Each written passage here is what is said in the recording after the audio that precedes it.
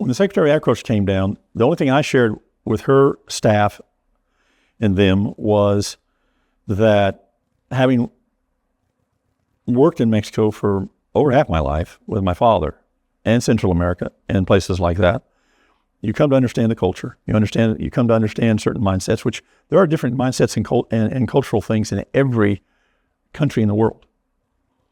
And one thing with Mexico when it comes to this water, do not assume any compassion.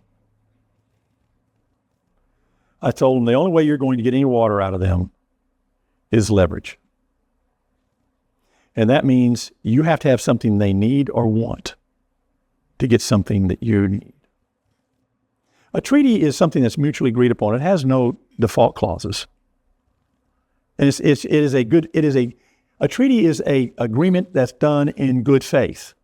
And that's the only thing that holds it together. If there's no good faith, it doesn't make any difference what the treaty says. And so for all these years, I've told, and many of us have told, I won't even name them all, elected officials. You need, the United States provides 100% of all the drinking water to northern Mexico off the Colorado. And my understanding is, and I don't know this firsthand, but I've been told that we have honored their water needs even in bad years. Even when Hoover Dam was low and cutting back out, we always fulfilled our commitment to Mexico. 100%. They rely 100% on us. Tijuana gets all their water from the United States. I said, until you tell them, look, guys, we want to keep giving you this water, but you need to lighten up and start releasing some water down here. That was your advice. And that's what I told him. Absolutely, and to her chief of staff. And I think when she went to the round table, I think they told him the same thing. And within 2 weeks, Trump himself, for the first time, it got on his radar in a way that he came out publicly and addressed it. Mexico, you need to give us some water to the people of Rio Grande Valley. And you think it's that leverage that's make it? It's the only. On top of that, I did not realize till after that occurred that Mexico has been, Tijuana has been dumping sewage into the Colorado, going into the Gulf, having shut down the beaches. I was told the southern beaches of California, they have shut them down because of sewer coming out of Tijuana for over 3 years for nobody to swim in. Well, EPA guy got out there and boy, he's right on top of it. Boom, within 3 weeks after they met here.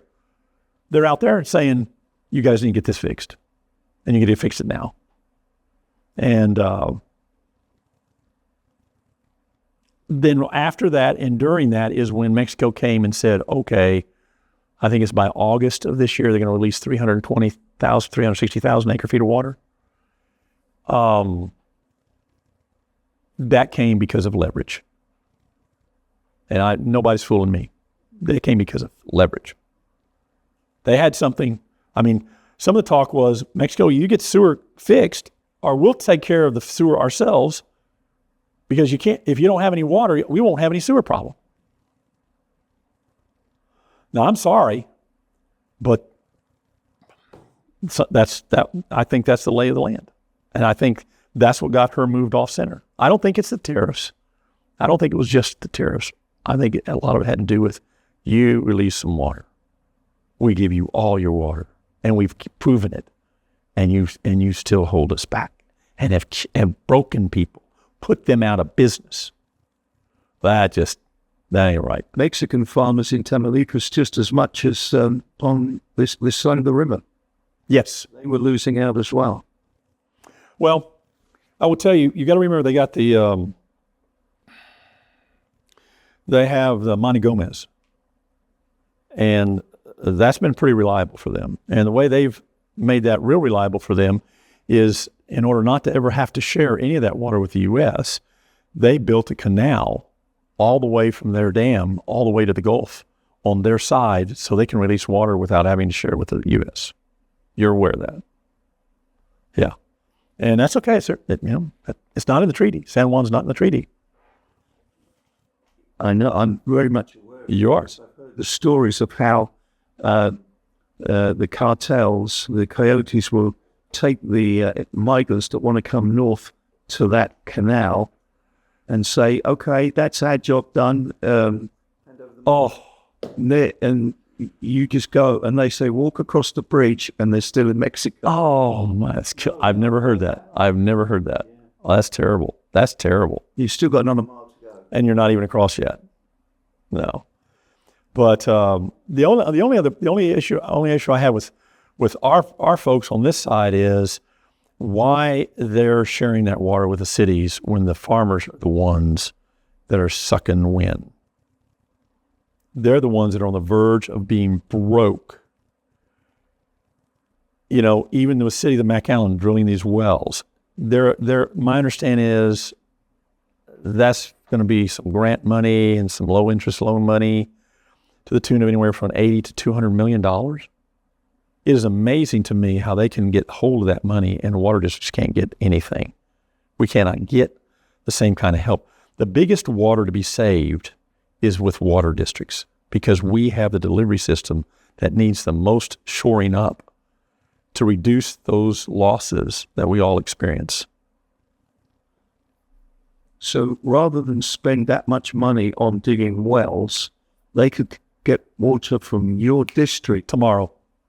at a much cheaper rate. Well, here's the thing you have to look at is what's it going to cost the taxpayers for that? Because when they drill the wells, there's a cost to maintaining them and running them. And our cost is all built in. We have no other rates than just, this is all you pay. And so your advice to the city leaders is just drop back. I mean, you know what? I think it would have been money better spent to just re-up the contract and go.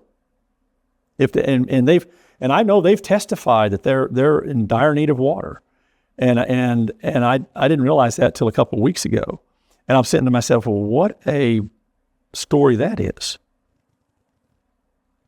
They've got 14,000 acre feet sitting right here, ready to deliver tomorrow, but they won't. They have intentionally chosen freely not to take it, and instead go to the state and the feds and say, we need help. We need another reliable source. We don't have enough water.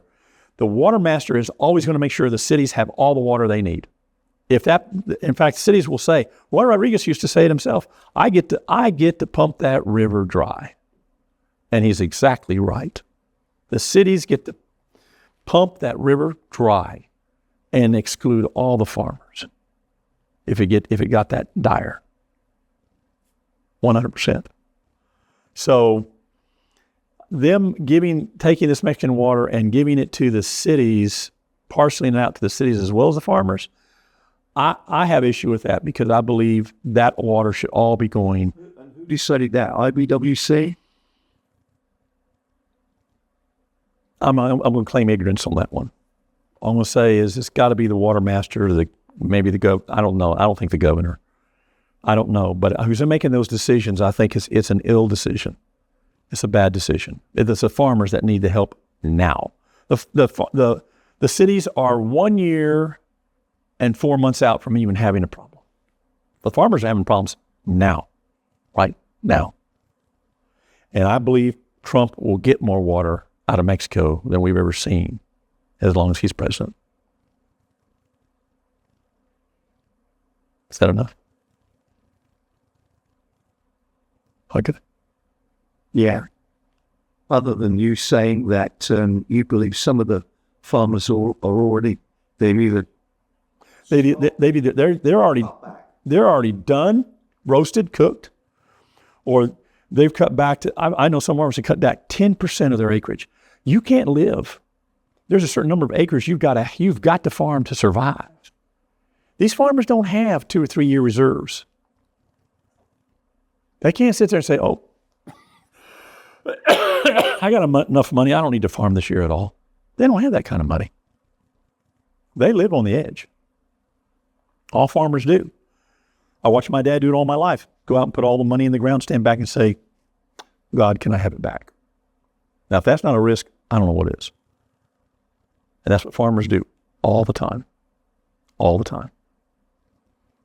Cities don't do that.